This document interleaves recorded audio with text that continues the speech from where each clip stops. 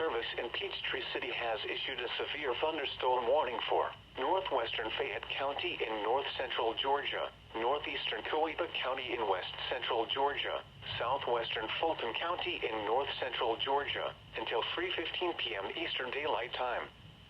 At 2:47 p.m. Eastern Daylight Time, a severe thunderstorm was located over Tyrone, or 9 miles west of Fayetteville, moving southwest at 10 miles per hour. Hazard, 60 miles per hour wind gusts and quarter-size hail. Source, radar indicated. Impact, hail damage to vehicles is expected. Expect wind damage to roofs, siding, and trees.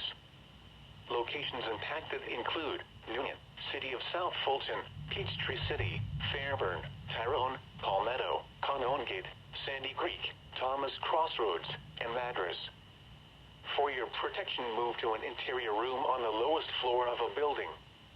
If you see wind damage, hail, or flooding, wait until the storm has passed, and then call the National Weather Service toll-free at 1-866-763-4466 or tweet us your report at NWS Atlanta.